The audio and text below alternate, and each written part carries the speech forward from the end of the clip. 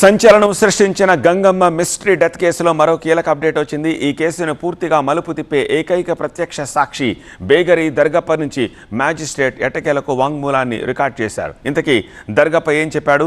అదే సమయంలో సాయి కృష్ణ మిస్సింగ్ కేసులోనూ కీలక పురోగతి లభించింది. ఈ కేసులో సేకరించిన కీలక ఆధారాలు కోర్టుకు చేరాయి.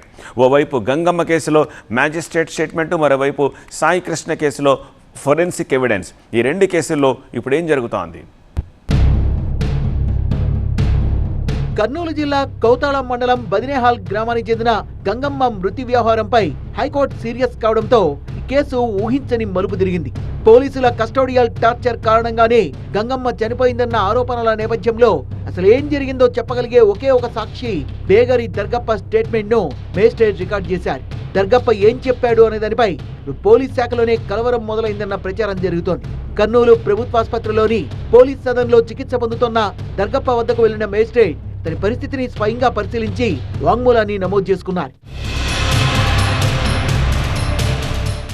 అసలు కథ ఏంటంటే 2024 నవంబర్లో తన కొడుకు వీరేంద్ర కనిపించడం లేదంటూ తల్లి గంగమ్మ పోలీసులకు ఫిర్యాదు చేశారు. దర్యాప్తులో పోలీసులు నిర్లక్ష్యంగా ఉన్నారంటూ ఆమె ఏకంగా హైకోర్టును ఆశ్రయించారు. హైకోర్టు ఈ వ్యవహారాన్ని సీరియస్ గా తీసుకోవడంతో రంగంలోకి దిగిన ప్రభుత్వం గుంటూరు అడిషనల్ ఎస్పీ సుప్రజ నేతృత్వంలో సిట్ ఏర్పాటు చేసింది. కేసును ఛేదించే క్రమంలో సిట్ అధికారులు గంగమ్మతో పాటు ఆమె ప్రియుడు బేగరి దర్గప్పను అదుపులోకి తీసుకుని విచారించారు.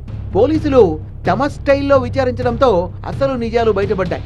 ప్రియుడు దర్గప్పతో కలిసి గంగమ్మనే తన సొంత కొడుకు వీరేంద్రను హత్య చేసినట్లు పోలీసులు చెప్పారు. బదినేహాల్ పరిసర ప్రాంతాల్లో పాతిపెట్టిన వీరేంద్ర మృతదేహాన్ని వెలికితీసిన సిట్ అధికారులు పోస్టుమార్టం కూడా చేయించారు.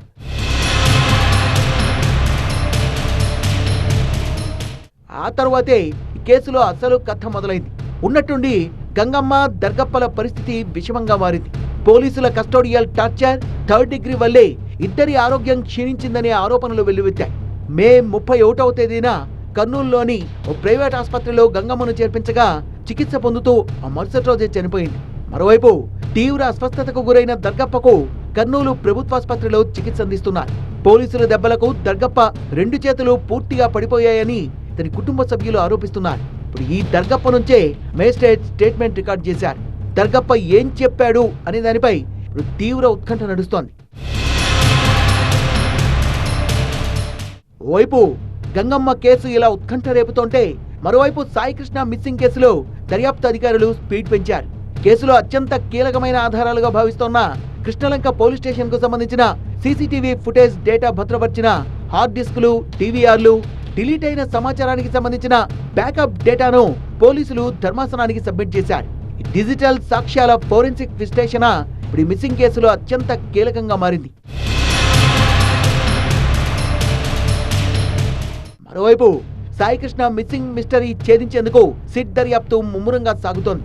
కృష్ణలంకలోని సాయి కృష్ణ ఇంటికి వెళ్లిన ఎస్పీ అమిత్ బర్దార్, ఏఎస్పీ సుధాకర్ బృందం ఉదయం 8 గంటల నుంచి మధ్యాహ్నం 1 గంట వరకు సాయి కృష్ణ తల్లి, మేనమామ, న్యాయవాది స్టేట్మెంట్లు తీసుకున్నారు. సాయి కృష్ణను మార్కాపురం నుంచి విజయవాడ ఎప్పుడు తీసుకొచ్చారు, ఎవరు తీసుకొచ్చారు, సాయి కృష్ణ ఆఖరిగా ఎప్పుడు మాట్లాడారు, సాయి కృష్ణ మిస్సింగ్ పై ఫ్యామిలీకి ఉన్న అనుమానాలేంటి, ఈ విషయాలపై సిట్ ఆరా తీసినట్టు తెలుస్తోంది.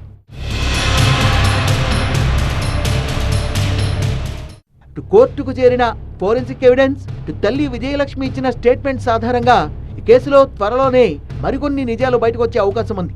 మొత్తానికి Gangamma custodial death case, Sai Krishna missing case, ఈ 2 కేసుల్లో జరుగుతున్న పరిణామాలు ఎప్పుడు ఏ విషయాలని బయటకు తెస్తాయో ఉత్కంఠ రేపుతున్నాయి.